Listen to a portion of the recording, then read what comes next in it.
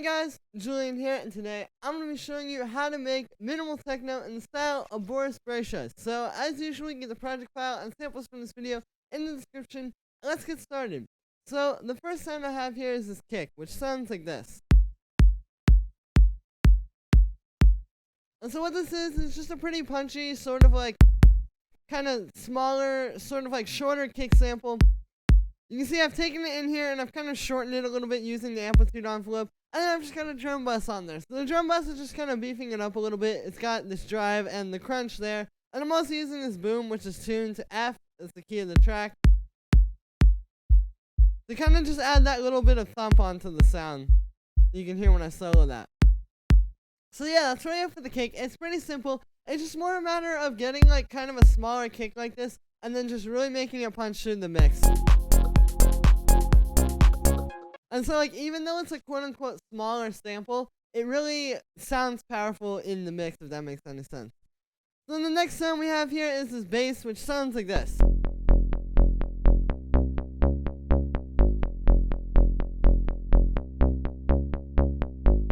I'll show you the notes on this one. It's playing this sort of like pulsing eighth note kind of groove where it's like do like that. And then yeah, and then it does that little thing in the second bar. So this is pretty simple. I was trying to get one of those really progressive sounding bass lines like you hear in a lot of Boris's tracks. And yeah, basically what it comes down to is sort of like how you program the synth, but also with the notes, it's just kind of like playing around with the key that we're in. Like we're in F minor, so I've got F, and then C, which is the fifth, and then C sharp, which isn't really in the chord, but it's just a note up from the fifth. And then we got G sharp, which is the minor third. So, you know, it's really not too crazy stuff.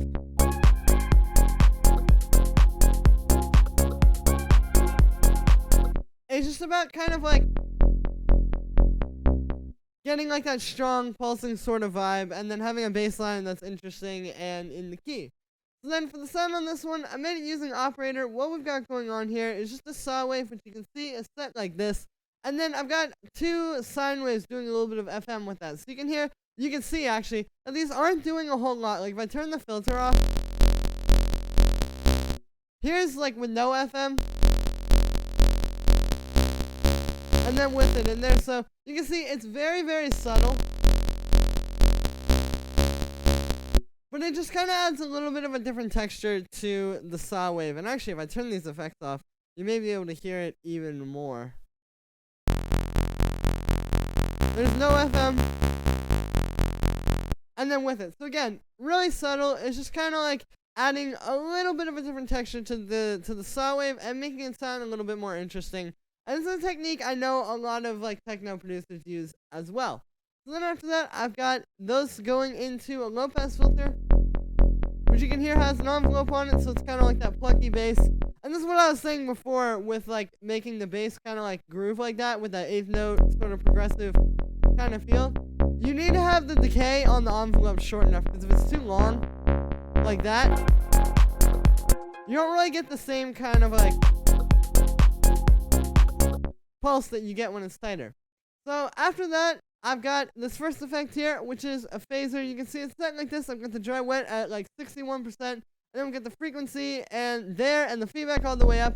And so it's just kind of giving a different texture to the sound. You can hear, here's without it, and then with it. So it just kind of helps to give it a little bit more of an interesting feel. After that, I've got a bit of saturation. I've just got the drive up there. Here's without that, and then with it, so you can hear just kind of beefing it up. The next thing I have here is this EQ8, which is cutting up the low end around like 100 hertz where the kick is hitting, and then just boosting the low end below that to kind of give it some more kind of like beef, I guess, or kind of like some more power. You can hear it does make a pretty big difference. And then I just have a compressor side chaining into the kick. So after that, I have the kick and the bass going into this kick/bass bus. Basically all it is just a group. And I've just compressed them a little bit together. You can hear there's without the compression, and then there's with it. So it just really helps to kind of like flatten them out a little bit and glue them together. I'm not doing a whole lot. It's just a little bit, like right on the peaks there. But you can hear it's a really good way to make them sound more together. So the next thing that I have here is this little drone chord thing, which sounds like this. So I was trying to come up with like a drone for this track, a drone just being something that repeats over and over while everything else is changing around it. And this is what I came up with. I wanted to make something a little bit more rhythmic. So what we've got here is this thing, and it's just playing an F minor chord, just F and G sharp. I guess it's an F minor dyad. But yeah, you can see it's playing this kind of like polyrhythm.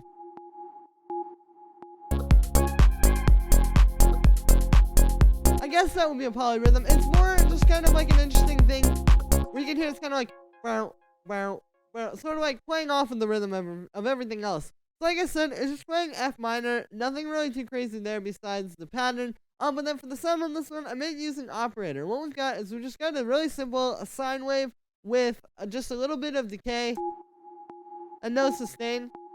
So you can hear it's kind of like a pluck. After that, we just got a bit of reverb to give it some space, and then a compressor side chaining into the kick. Finally, an EQ8 cutting out the low end. Again, this sound is really simple.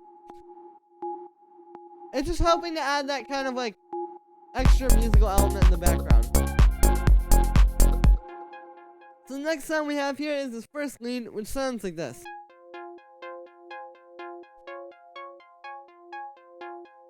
So what this is this is meant to be kind of like that drone where it's just meant to be something kind of musical that's playing more in the background, but it really helps to add a lot of like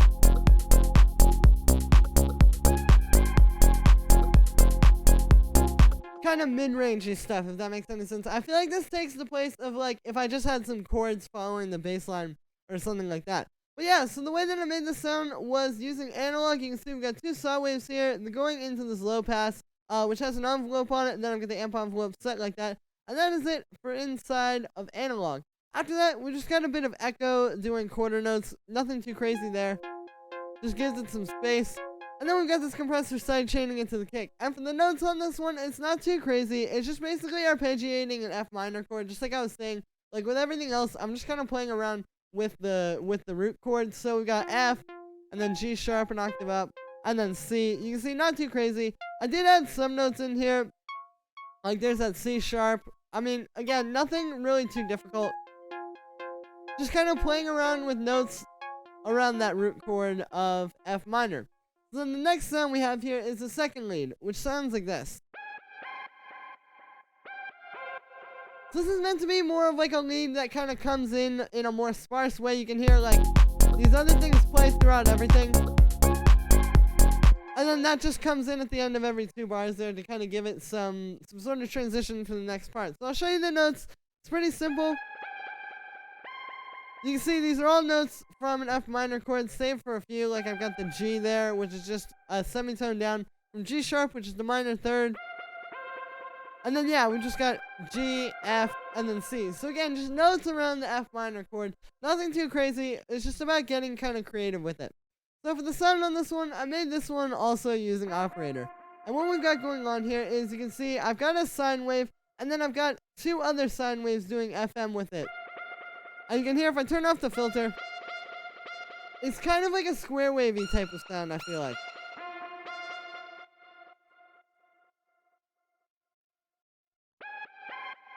So yeah, that's really it. Like I said, nothing too crazy. I got those going into this low pass filter just to kind of dial it back a little bit because Boris Brejcha, I'm very bad at saying that. His style is a lot more kind of like not to have such big leads kind of like in the middle of the mix, you know? Like that kind of stands out a lot to me, so I dialed it back a little bit with that filter. So then after that, I've got this LFO also on the filter. You can see it's doing eighth notes. So it's kind of just moving that. I've got it on the noise setting. I feel like it makes it sound kind of cool. Here's without it. You can hear it's just really like flat. But this gives it a little bit more texture. And then the last thing I have inside of operator here is just a bit of pitch envelope. You can see it's just going, I've got it on minus 100, so it's going down or going up. It's kind of like, wow. You can hear that at the start of the note there. Yeah, pretty simple. Another thing to note also with like interesting pitch stuff with this synth is I have the second oscillator, the fine tune is turned up a little bit so you can hear that kind of gives it that like extra texture as well. If I turn this off, It's really flat. But that gives it that kind of like buzzy type of sound. So then after that, I've just got a bit of echo. You can see I've got it doing eighth notes just to give it some space. I've got a bit of reverb as well. There's room to have a lot of space with this sound because it's so sparse, so you can kind of let it ring out for a long time. So I've got an echo and a reverb. After that, I've just got a compressor side-chaining into the kick, and then an EQ8 cutting out the low end, and that's it for that sound. So then the next sound we've got here is this little weird percussion thing, which sounds like this. So this, you may have heard in the background. Basically, it's just this weird kind of like techno percussion thing. And I've just taken it and put it into a simple here. And then I've got this playing eighth notes. It's pretty simple. You can see it's going through a bit of delay, and then I've got it sidechained to the kick. And yeah, this is just something I hear a lot in Boris Brejcha's music, and a lot of this kind of techno. Like having something like this going in the background, if I turn off all the synths, you'll hear really makes your drum sound a lot more like organic.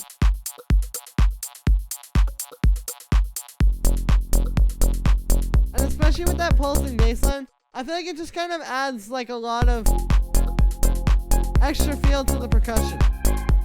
Then the next thing we have here is this drum rack, which has actually two percussion sounds in it. Sounds like this. So this is just, like I said, these two little percussion sounds. We've got this one, and then this one. And I've just got them in a drum rack here, and then it's just kind of like playing off of the beat, I guess. I'll play it with the kick. You know, just kind of like some simple but nice percussion in the background. Nothing too loud or too crazy. You want something a little bit more subdued and kind of chill. But it really helps to add to the groove. If I turn this off, you can hear it's a lot more flat when it's like just hi-hats and synths. So I like to add stuff like this for a little bit of flavor. So for the effects on that, I've just got an echo doing eighth notes, and then you can see I've got this EQ8 cutting at the low end. And that's really it for that. Like I said, it's pretty simple. So the next thing I have here is these hi-hats, which sound like this.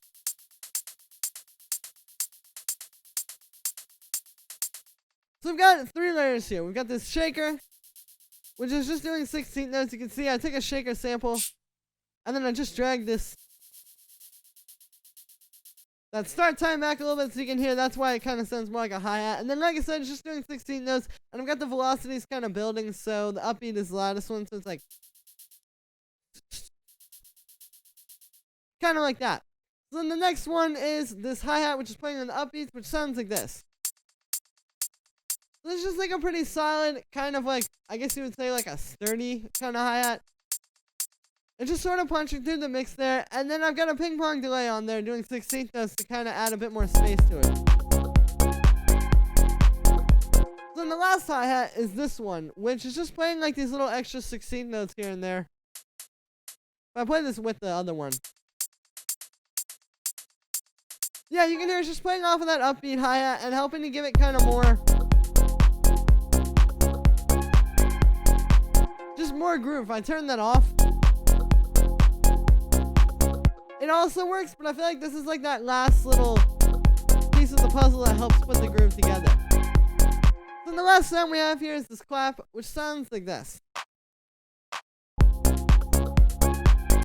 This is just like a pretty nice clap. It's kind of like with the percussion, like you just don't want anything too crazy or too like in your face.